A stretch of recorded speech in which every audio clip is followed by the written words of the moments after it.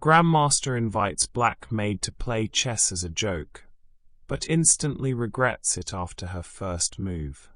Put down the tray, Hallie. Let's see if you can handle a king as well as you handle a duster. The words cut through the chatter of the high society gala like a cold blade. Edgar Walters, the millionaire grandmaster and darling of the elite chess world, stood smirking at his 37-year-old maid. The guests, draped in silk and diamonds, began to snicker. But what happened next would leave the world of professional chess in total shock. What if the woman you treated as a shadow held a secret that could dismantle your entire legacy? This is the suspense-filled story of how one man's arrogant joke backfired into his greatest nightmare. You won't believe the secret that is revealed once the first pawn is moved. Dear viewers, if you are joining us for the first time, please comment with your city and country below. Kindly subscribe and hit the bell icon so you never miss our daily stories of justice and hidden genius. Now, let's get into the story fully. The Walters estate sat like a fortress of glass and steel overlooking the city, its air-conditioned halls smelling of expensive cologne and old money. Edgar Walters moved through the ballroom with the predatory grace of a man who had never lost. At 45, he was a titan, a millionaire genius with a tailored suit and a mind that calculated 20 moves ahead. When you are born to rule the board, the rest of the world is just background noise, Edgar told a group of investors, his voice dripping with practiced charm. Cameras flashed as he gestured toward a custom-made obsidian chess set worth more than most people's homes. Across the room, Hallie Williams moved silently. In her crisp maid's uniform, she was the definition of invisible. She adjusted the crystal glasses on her tray, her hands steady, her eyes cast down. For 3 years, she had dusted Edgar's trophies and polished his Grandmaster plaques, never once letting her gaze linger too long on the boards. To the elite guests, she was just a ghost in the machine. They didn't see the way her eyes darted to a mid-game position on a side table.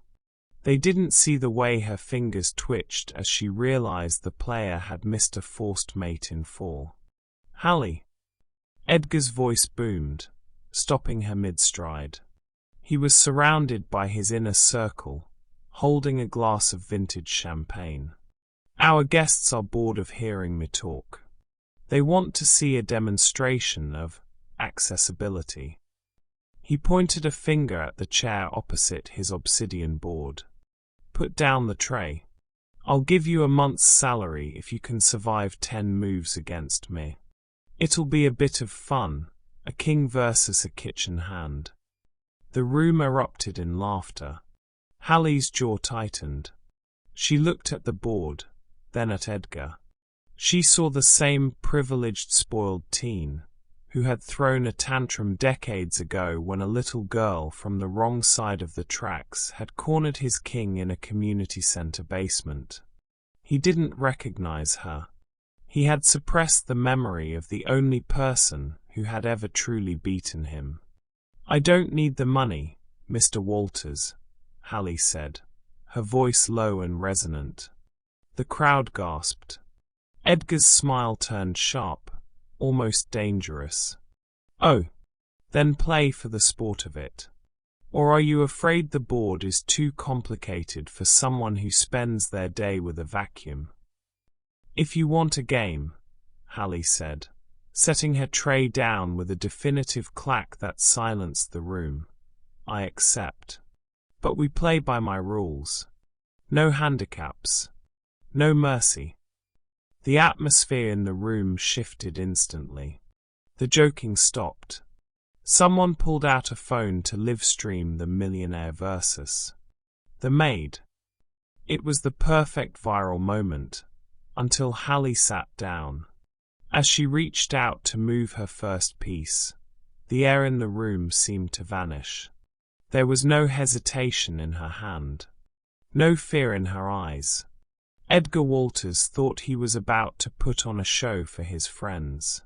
He had no idea that the invisible woman was about to drag him back to a childhood nightmare he thought he had buried forever. The hunt was on, and for the first time in 4 to 5 years, the Grandmaster was the prey. The Walters estate was a monument to one man's ego, a sprawling labyrinth of marble and glass where every hallway whispered the name of Edgar Walters. For Hallie Williams, the mansion was not a home, but a series of surfaces to be polished until they reflected a world she was no longer allowed to inhabit. She moved through the vast rooms like a ghost, her presence marked only by the soft rhythm of her footsteps and the faint scent of lemon wax.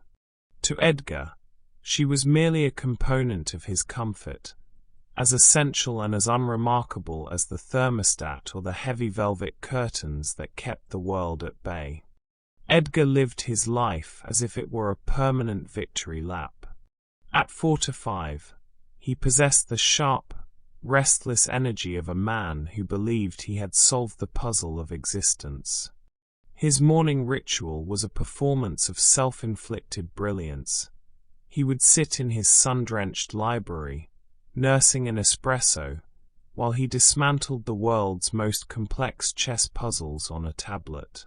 He often spoke to himself, or perhaps to the invisible audience he assumed was always watching, narrating his own genius.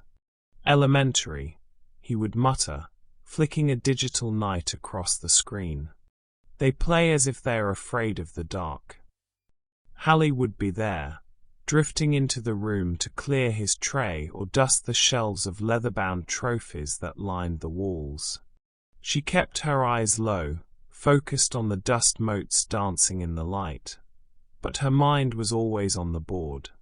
From the corner of her eye, she saw the flaws he missed, the subtle overextensions, the arrogant sacrifices that a truly disciplined opponent would exploit in a heartbeat. She felt a phantom itch in her fingertips, a deep, cellular memory of the weight of a wooden queen, but she forced her hands to remain steady on her duster. For Hallie, the mansion was a place of silence, a sanctuary she had accepted in exchange for her anonymity. She had spent years perfecting the art of being the help, learning to breathe softly so as not to disturb Edgar's profound concentration. She watched him treat the elite of the city with the same calculated coldness he applied to his Sicilian defense, moving people like pawns to serve his social and financial standing. He was a man who had forgotten the feeling of a loss, largely because he had surrounded himself with people too intimidated to win. As the gala approached, the house hummed with the frantic energy of preparation. Edgar was at the height of his power, basking in the glow of his own legend, entirely unaware that the woman currently polishing his silver was the only person alive who knew exactly how brittle his crown truly was.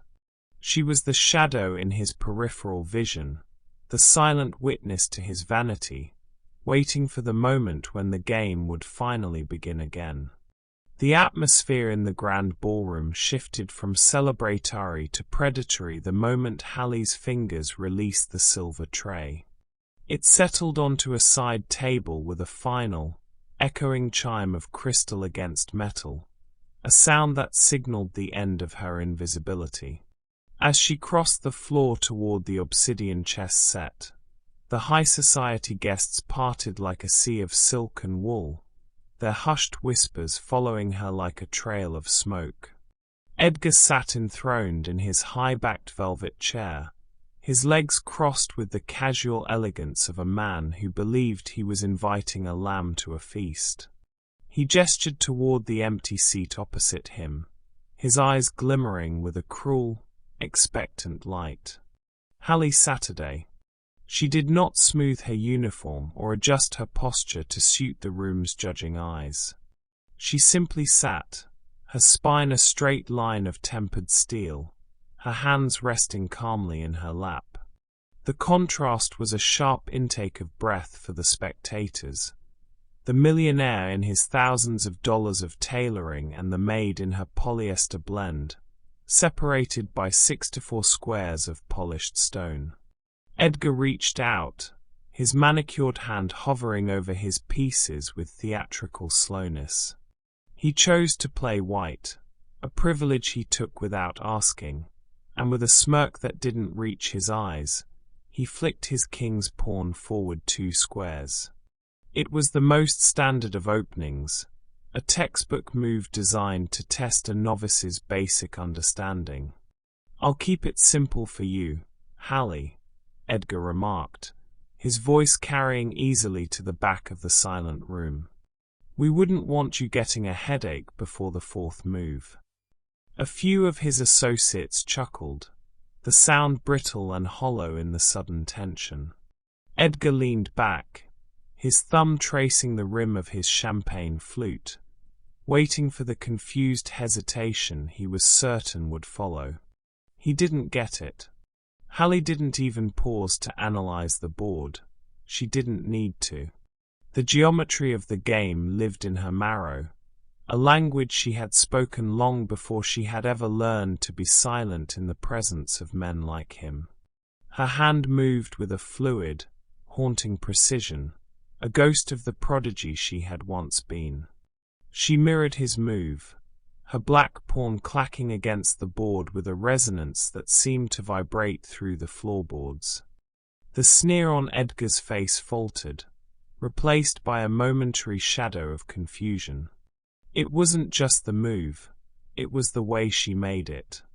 There was no tremor in her touch, no maid-like deference in her reach. She moved with the cold authority of an equal. The air in the room grew heavy, the oxygen seemingly sucked out by the sheer weight of the unspoken history between them. Edgar felt a strange, cold prickle at the base of his neck, a fleeting sense of déjà vu that he quickly suppressed with a surge of irritation. He moved his knight, developing his piece with aggressive speed, trying to reassert the rhythm of the match. The guests leaned in, their phones held aloft to capture the humiliation they expected, but the silence had turned from mocking to expectant. Hallie stared at the board, her dark eyes reflecting the black and white squares until the room around her vanished. She wasn't in a mansion anymore, and she wasn't a servant. She was back in a dimly lit basement, facing a spoiled boy who had never been told no, and she realized with a surge of cold clarity that the boy had never truly grown up. She reached for her own knight, her move answering his challenge with a terrifying, silent confidence that signaled the joke was officially over. The air in the ballroom thickened, turning heavy with a brand of silence that only occurs when a room full of people simultaneously realizes they have miscalculated. Edgar had expected a tentative shuffle of wood on stone, the clumsy hesitation of someone out of their depth. Instead, Hallie's hand cut through the space above the board with the efficiency of a predator. She didn't just move a piece, she struck.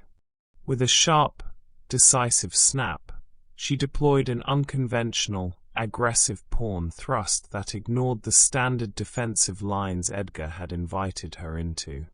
It was a move that didn't belong to a novice. It was a declaration of war, a sharp jab to the ribs of his carefully constructed opening. The sneer on Edgar's face didn't vanish, it froze.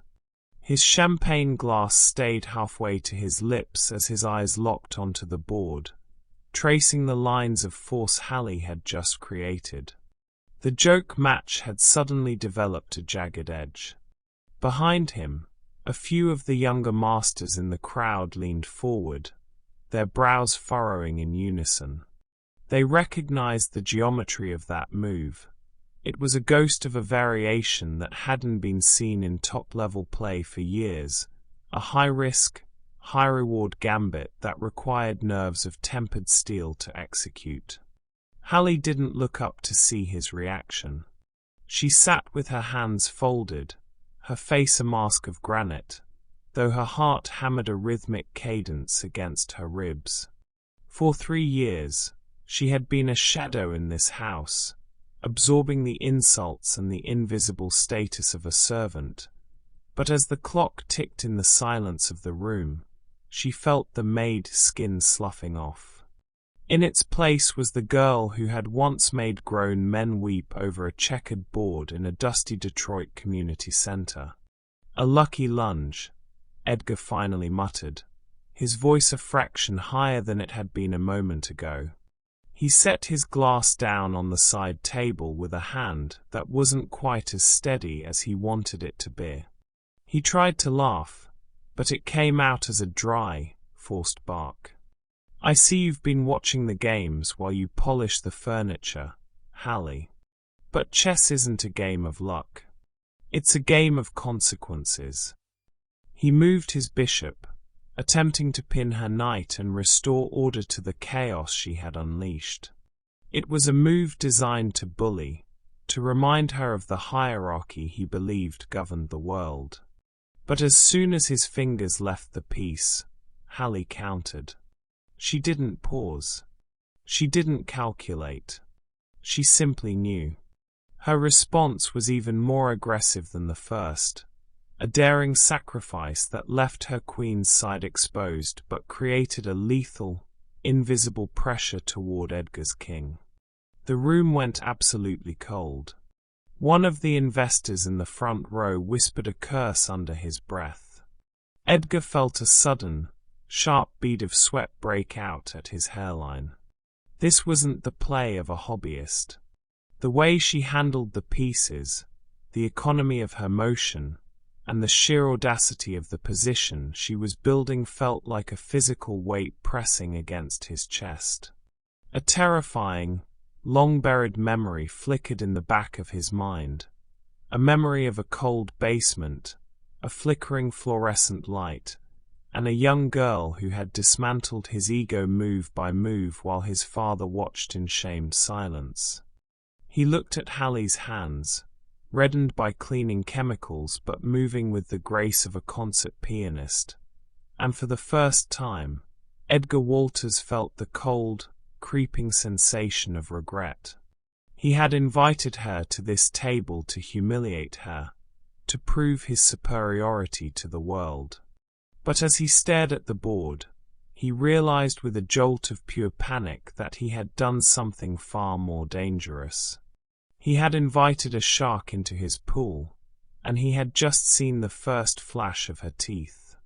The smile didn't just falter, it died entirely, leaving Edgar's face pale and hollow under the brilliant light of the chandeliers. The game had only just begun, and he was already playing for his life. Dear viewers, if you have followed the story till here, kindly subscribe and hit the bell icon so you never miss our daily stories of justice and hidden genius. The silence in the ballroom was no longer empty. It was vibrating with the frequency of a shared, buried past. As the middle game exploded into a chaotic web of tactical threats, the room full of spectators seemed to dissolve into a blur of meaningless color. For Edgar and Hallie, the world had narrowed down to the 6-4 squares and the ghost that now stood between them. Every time Hallie's fingers left a piece, the wood hitting the stone with a rhythmic, haunting precision, Edgar felt a cold sweat soaking into his silk shirt. It wasn't just that she was winning. It was the way she was winning. Her strategy was built on a series of invisible waiting moves, quiet, unassuming shifts that suddenly snapped shut like a steel trap. It was a signature style, one that relied on the opponent's own ego to lure them into a false sense of security. Edgar's breath hitched as Hallie slid her rook into an unconventional position on the 7th rank. It was a move of profound, terrifying elegance. He had seen that specific maneuver only once before, in a life he had tried desperately to forget. A sudden, sharp memory pierced through his panic, transporting him 30 years back to a cramped, dimly lit basement in the suburbs of Detroit. The air there had smelled of old newsprint and cheap coffee, a far cry from the scent of lilies and expensive perfume in his current ballroom. In that basement sat a man known only as the Professor, a legendary, reclusive coach who refused to take students unless they possessed a specific kind of fire. The flashback hit Edgar with the force of a physical blow. He saw his younger self, a pampered, 17-year-old in a private school blazer, sitting across from a 10-year-old girl with braided hair and eyes that saw through his every deception. They were both students of the Professor, but they were worlds apart. Edgar had been there because his father had paid a small fortune for finishing, while the girl had been there because the Professor claimed she was the only one he'd ever met who could hear the music of the pieces. The Professor had taught them both the same lethal gambit, the Phantom's Toll, a sequence of moves that looked like a series of blunders until the final, inescapable checkmate revealed itself. Back in the present, Hallie looked up, her gaze meeting Edgar's for the first time since the game began. There was no malice in her eyes, only a profound, weary recognition. She knew he remembered. She saw the moment the realization dawned on him, the way his pupils dilated as he looked at the board and saw the Professor's fingerprint all over her position. The guests whispered in the background, sensing the shift in the air but unable to name it. They saw a maid and a millionaire, but Edgar saw the little girl who had once made him cry in that basement, the prodigy whose career had been quietly extinguished by his father's checkbook to ensure Edgar's own path to Grandmaster was clear. The specific style of play, the sudden, violent shifts from defense to offense, was the secret language of their shared master. Every move Hallie made was an echo of a voice that had told them that the board never lies, even when men do. Edgar realized with a sinking heart that he hadn't just invited a servant to play a game. He had summoned a vengeful spirit of his own past. The Professor's greatest student had finally come to collect the debt he had owed since he was a teenager, and as Hallie's hand reached for her bishop, Edgar knew that the ghosts of Detroit had finally found their way into his house. The air in the ballroom felt thin, as if the collective gasps of the onlookers had drained the oxygen from the room. Edgar stared at the board, but he was no longer seeing obsidian and marble. He was drowning in the memory of a rainy Tuesday in 1996. He saw himself at 17, a boy who had been told he was a king since the day he could reach the pieces, sitting in a basement that smelled of mildew and destiny. Across from him, a 10-year-old Hallie had sat in a frayed cardigan, her eyes terrifyingly still. The flashback was a jagged shard of glass in his mind. He remembered the feeling of his arrogance being methodically dismantled, move by move, until he was left with a naked king and a soul full of shame. When Hallie had whispered checkmate, the sound had been like a thunderclap. Edgar had wept, not from the loss, but from the sudden, terrifying realization that his wealth and his father's influence couldn't buy him a better brain than the girl from the public housing project. His father, Arthur Walters, had been watching from the shadows of that basement, his face a mask of cold fury. Arthur didn't believe in losing, and he certainly didn't believe in his legacy being derailed by a child who wasn't one of them. The memory shifted to the back office, where the Professor had stood in silent protest as Arthur Walters opened a leather briefcase. Hallie remembered that day too, though she kept her gaze fixed on the present board. She remembered her mother's tired eyes as Arthur offered a scholarship that came with a devastating condition. Hallie must withdraw from the national circuit immediately and never speak of her victory over Edgar. The money had been enough to pay for her mother's surgery and keep their lights on for years, but it had cost Hallie her future. She had been bought and buried, a prodigy traded for a millionaire's peace of mind.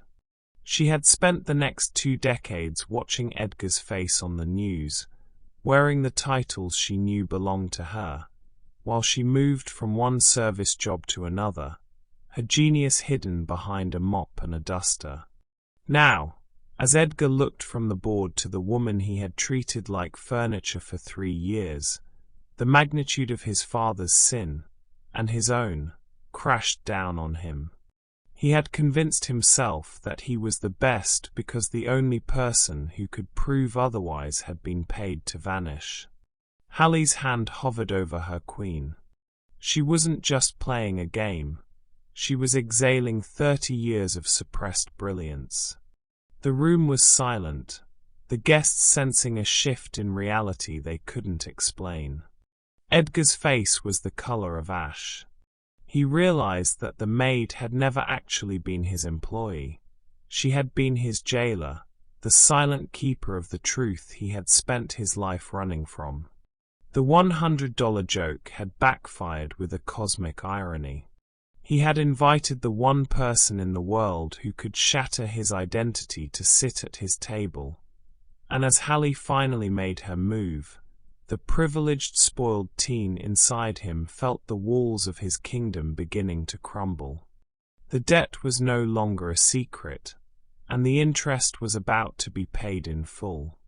The board had become a mirror, and for Edgar, the reflection was terrifying. Hallie was no longer just responding to his moves. She was speaking to him, her pieces articulating a language of repressed truth and calculated vengeance. Each time she slid a knight or advanced a rook, it felt like a sentence being read from a ledger he had tried to burn. She was using a suffocating prophylactic style, the professor's specialty, that didn't just attack his king, but systematically stripped away his options until his own pieces began to feel like obstacles. Edgar's breathing became shallow, the sound of his own heart thumping in his ears like a rhythmic tribal drum. He looked at the board and saw his own arrogance being turned against him. Every aggressive thrust he made was met with a sliding, sideways movement from Hallie that left him overextended and gasping. It was psychological warfare played in wood and shadow. She was talking through a series of subtle sacrifices that seemed to ask him, "Do you remember why you were afraid? Do you remember the sound of your own pride breaking?" A defensive panic, cold and paralyzing, began to seep into Edgar's limbs. He felt the eyes of the billionaire investors and the world-class grandmasters pressing into his back, but their presence felt miles away. The only reality was the woman across from him. He watched her hands, hands that had scrubbed his toilets and polished his silver, move with a predatory grace that made his own Grandmaster title feel like a fraudulent toy. He tried to calculate a way out, but his mind kept snagging on the past. The way she maneuvered her bishop was a direct quote from their final game in Detroit. It was a ghost move, a tactical signature that only the two of them knew. "You're making a mistake," he hissed, his voice cracking, a desperate attempt to regain the high ground. "That's a blunder. I'll take your queen in 3 moves." Hallie didn't flinch. She didn't even blink. She simply leaned forward slightly, the light of the chandeliers catching the hard, brilliant edge of her eyes. She moved her queen into what looked like certain death, but as soon as her fingers left the piece, Edgar saw the trap. It was a masterpiece of misdirection. By offering her queen, She had forced his king into a corner where every possible escape route was covered by a lowly pawn, the very piece he had mocked at the start of the night. The realization hit him like a physical blow to the stomach. She wasn't just winning, she was reenacting his life. He was the king, surrounded by luxury and power, yet rendered completely immobile and helpless by the very person he had considered a pawn in his household. The room went unnervingly quiet as the other masters realized the depth of the psychological trap. They saw the sweat dripping from Edgar's chin onto the obsidian board. They saw the trembling in his hands. And in that moment, as Hallie settled back into her chair with the stillness of a sphinx, Edgar finally looked past the uniform and the maid's apron. He saw the titan he had helped bury, and he realized with a jolt of pure horror that the woman he had treated as a shadow was, in fact, the only light in the room. He wasn't playing against his maid. He was playing against the person he had always known was his superior, and the trap was now fully closed. The air in the ballroom had grown so cold that the heavy, floral scent of the gala's lilies seemed to freeze in the air. Edgar's world was shrinking. He could feel the judgment of the room pressing against his skin, a physical weight that made his lungs labor. He was the host, the millionaire, the untouchable master, yet he was staring at an endgame that looked like a jagged graveyard for his reputation. Under the table, his knees shook with a frantic, nervous energy. He looked at Hallie, but she was no longer the woman who brought him his morning coffee. She was a silent, dark-eyed judge, and he was the criminal. Desperation is a foul-smelling thing, and it began to radiate from Edgar in waves. He leaned in across the obsidian board, his voice dropping to a frantic, jagged whisper that barely carried beyond the two of them. "Hallie, listen to me," he hissed, his eyes darting to the guests who were now whispering and pointing. "This has gone far enough. You've had your fun. You've made your point. There's no need to destroy everything for a game." Hallie didn't respond. She sat with her fingers interlaced, her eyes fixed on his cornered king with a clinical, detached focus. $10,000, Edgar whispered, his voice trembling with a mixture of fear and fury. "I'll write you a check right now. We call it a draw. I'll tell everyone you're a hidden talent I've been training. You keep your job, you get the money, and we both walk away with our pride." Hallie's gaze slowly rose from the board. She looked at him, not with the anger he expected, but with a weary, profound disappointment. It was the same look the professor used to give them when a move was made out of cowardice rather than logic. 50,000, Edgar pleaded, misreading her silence as negotiation. "Think about your life, Hallie. Think about where you go from here. You can't win this. Even if you win the game, you lose everything else.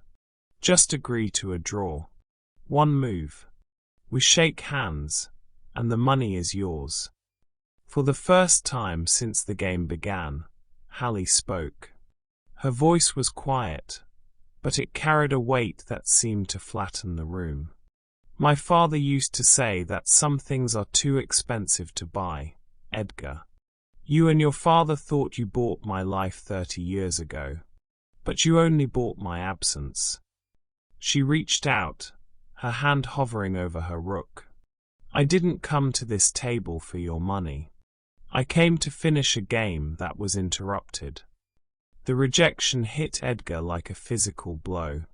He realized then that there was no exit. He had tried to buy her silence once before, and he had spent 3 decades living in the hollow safety of that lie.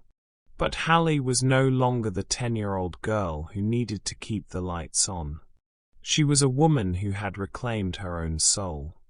"I won't accept," she said, her voice growing firm. Edgar's face contorted into a mask of pure, unadulterated panic. He looked back at the board, searching for a miracle, but Hallie was already moving. She ignored his bribe and pushed forward with a total, tactical annihilation. She began to strip away his last line of defense, taking his remaining knight and pinning his queen in a move of such savage beauty that a collective gasp echoed through the ballroom. She wasn't just winning, she was erasing him. Every piece she took felt like a layer of his skin being peeled back, exposing the hollow, terrified boy underneath. He saw his career, his endorsements, and his legendary status dissolving into the 6-4 squares of the board.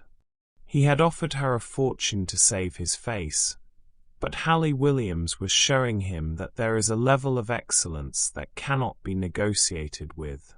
She was the storm, and he was nothing but a house of cards. As she slid her rook into the final, crushing position, Edgar Walters realized he wasn't just losing a match. He was being dismantled by the truth. The ballroom was held in a state of suspended animation, the very air vibrating with the silent scream of Edgar Walters' collapsing ego. The millionaire Grandmaster stared at the board, his vision blurring until the black and white squares looked like a sinking ship. He had exhausted every line, every trick, every stalling tactic his expensive education had ever provided him. His king was trapped in a coffin of his own making, surrounded by pieces that could no longer move and a history that could no longer be hidden. Hallie sat in the center of the storm, the embodiment of a quiet, terrifying grace. She didn't look like a maid anymore.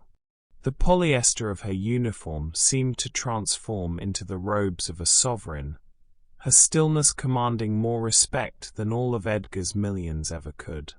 Her hand moved one last time, a gentle, almost reverent arc through the air.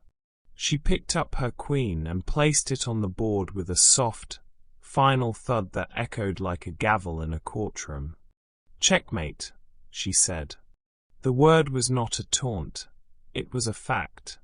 The silence that followed was absolute. For several long seconds, the only sound was the hum of the air conditioning and the distant pulse of city traffic outside the glass walls. The guests, the CEOs, the world-class players, the socialites, stood like statues, their phones still raised, capturing the moment the unbeatable Edgar Walters was dismantled by the woman who had spent 3 years clearing his dinner plates. Edgar didn't move. He sat hunched over the board, his face a pale, ashen mask of disbelief. He looked at his trapped king, then up at Hallie, his lips parted as if to speak, but no sound came out.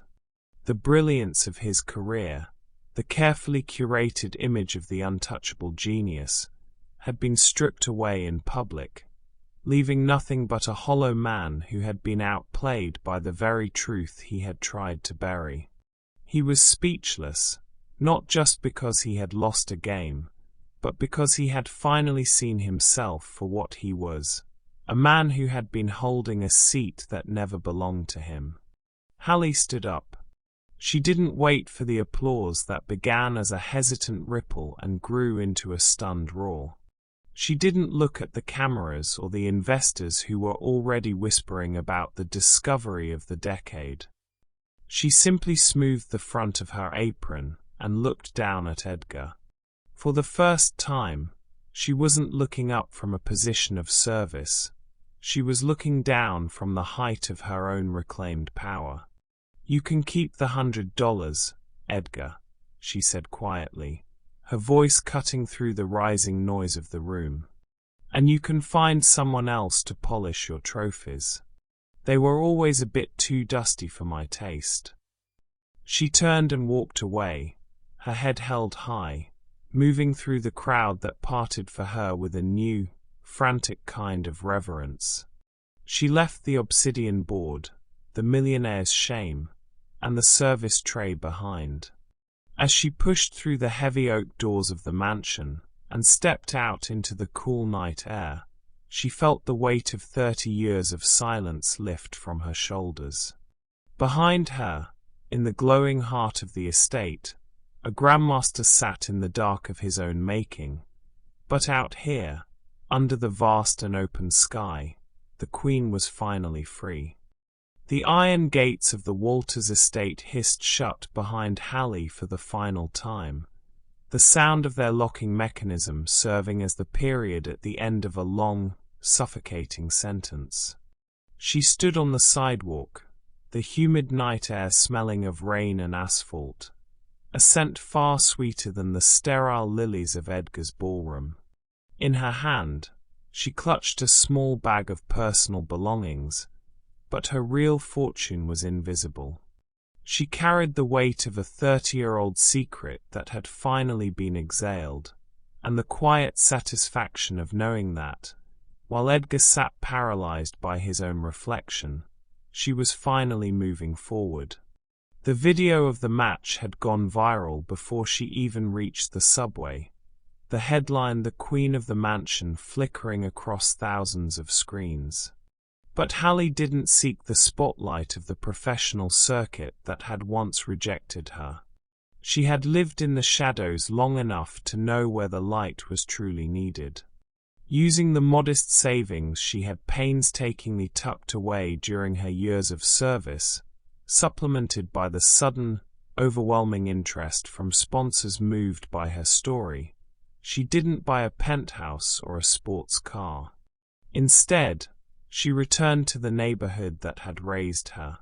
A year later, the Hallie Williams Chess Academy opened its doors in a refurbished community center, a bright, airy space that stood in defiance of the dim basement where her career had once been sold. The walls weren't lined with cold, silver trophies, but with photos of young, eager faces from the local schools. Here, the game wasn't a tool for humiliation or a measure of social status. It was a ladder. Hallie sat at a simple wooden table, the same stillness in her posture that had once terrified Edgar, but now it was a source of comfort to the children who gathered around her. She taught them that the board was the only place in the world where a pawn could become a queen through sheer persistence. She taught them that their value wasn't determined by the uniform they wore or the house they cleaned, but by the clarity of their vision and the courage of their moves. Occasionally, a reporter would ask if she ever heard from Edgar Walters. She would simply smile and shake her head. Edgar was part of a game that had ended. She was busy opening a new one. As the sun set over the city, casting long, golden shadows across the rows of chessboards, Hallie watched a young girl with braided hair execute a brilliant, aggressive gambit. It was a move the professor would have loved, a move that echoed through time, unbought and unbossed. Hallie realized then that her legacy wasn't the victory in the ballroom, but the fact that these children would never have to hide their brilliance for a billionaire's comfort. She had walked out of the mansion as a maid, but she had arrived here as a master. The Queen had finally found her true board, and for the first time in her life, every move she made belonged entirely to her.